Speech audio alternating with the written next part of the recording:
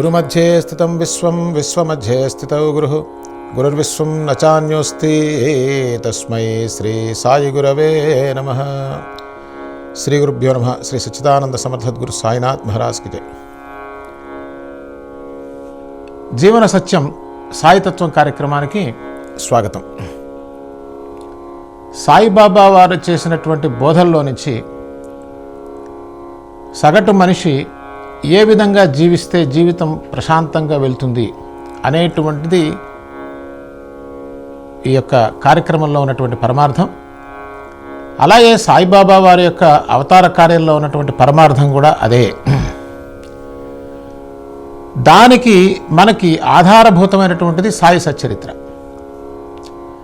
సాయి సచ్చరిత్రలో సాయిబాబా వారి లీలలు లేదా సాయిబాబా వారు మనకి కథల రూపంలో చెప్పినటువంటి బోధ ప్రధానంగా ఉంటుంది. దాంట్లో ఎలా అయితే రామాయణం అన్నప్పుడు రాముని యొక్క జీవన విధానం అంతా కూడా వారు చేసినటువంటి చర్యలు, వారు చూపించినటువంటి మార్గం, ఆ ధర్మ మార్గం మనకి ఎలా ఆధారభూతమై ఉంటుందో అదేవిధంగా మనకి శాస్త్ర సమ్మతమైనటువంటిది. అంటే శాస్త్ర సమ్మతం అంటే సత్యసమ్మతం. అంటే దాని అర్థం ఏంటి?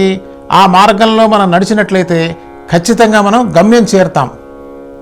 కాబట్టే మనం మహనీయుల యొక్క బోధని, వారు చేసినటువంటి మార్గనిర్దేశనాన్ని తీసుకొని ముందుకు వెళ్ళటంలో ఉన్నటువంటి ఆంతర్యం అది కేవలం మన జీవితాన్ని ఉద్ధరించడానికి మాత్రమే ఉంటుంది. మరి వేరే అంశాలు ఏమి ఉండవు, మనకు వేరే అంశాలు కూడా ఏమి అవసరం లేదు దాంట్లో. ఆ విధంగా చూసినట్టయితే సాయిబాబా వారు అనేక రకాలైనటువంటి లీలల రూపంలో బోధ, కొన్ని సందర్భాల్లో సూటిగా బోధ చేసేటువంటి వారు. ఉదాహరణకి మనకి మొదటి అధ్యాయంలో కనిపిస్తుంది, ఈ జీవితంలో నువ్వు ప్రశాంతంగా బ్రతకాలి అంటే ప్రపంచంలో పేరు ప్రఖ్యాతుల కోసం ప్రయత్నం చేయడం మానేయాలి. ఇది ఫస్ట్ స్టెప్ అండి. కానీ ప్రపంచమంతా కూడా తద్భిన్నంగా కనిపిస్తుంది మనకి. అందుకోసమే మహాత్ముల యొక్క బోధ, మానవుల యొక్క జీవన విధానం రెండు వేరుగా ఉంటాయి కాబట్టి అక్కడ బోధ అవసరమైంది ఈ రెండింటిని కలపడానికి. మానవుడు ఎందుకు దుఃఖిస్తూ ఉన్నాడంటే తాను వెళ్తున్నది అజ్ఞాన మార్గంలో వెళ్తూ ఉన్నాడు కాబట్టి ఆ మార్గంలో సౌఖ్యం లేదు నాయనా అని చెప్పి మహాత్ములైనటువంటి వారు, సాయిబాబా లాంటి వారు వాళ్ళ జీవితంలో ఆచరించి ఆ విధంగా జీవించి వాళ్ళు సంతోషంగా ఉండి మనకి ఉదాహరణగా వారి జీవితాన్ని మనకు అందించారు. అంతేకాకుండా మనం లీలలు అంటాం. కొన్ని లీల అంటే ఏమిటి? మహాత్ముడు చేసేటువంటి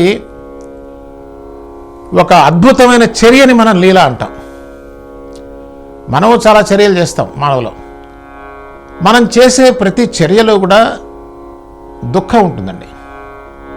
ప్రతి చర్యలో ఉంటుందా? ఖచ్చితంగా ఉంటుంది. కొంచెం విచారణ చేస్తే మనకు తెలుస్తుంది. ఏమిటి అంటే మనకి ప్రస్తుతం ఆనందంలాగా గోచరిస్తూ ఉన్నదంతా కూడా ఆభాసే. అంటే అది వాస్తవం కాదు. ఇది అర్థం అవటమే చాలా కష్టంగా ఉంటుంది. ఎందుకు? మనం ఆలోచన చేస్తే ప్రశాంతంగా కూర్చొని మనకు అర్థమైపోతుంది. మనం చేసే ఏ ప్రయత్నమైనా సరే చూడండి, ఏది కూడా మనకి పూర్ణత్వాన్ని ఇవ్వలేదు. ఇది చాలా ప్రధానమైన అంశం. అందుకోసమే ఎన్ని చేసినా మనిషి ఇంకా మళ్ళీ ఏదో చేయాలి. దీన్నే మనం ఏమంటామంటే తాపత్రయము అంటాం. మనం ఈ తాపత్రయంలో ఉన్న మనిషికి సుఖము శాంతి ఒకనాటికి వస్తుందా?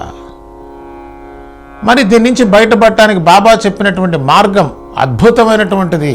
ఏంటంటే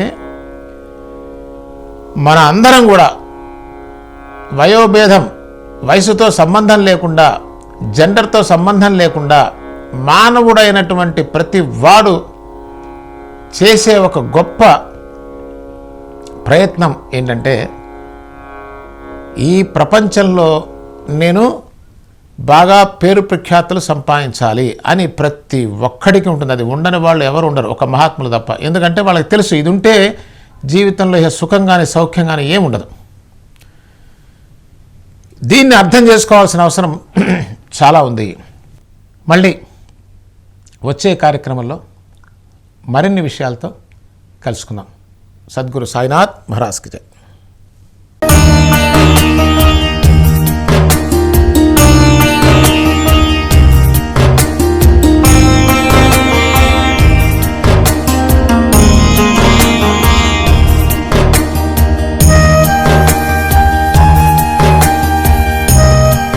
స్వతంత్ర భక్తి యూట్యూబ్ ఛానల్ ని సపోర్ట్ చేయండి.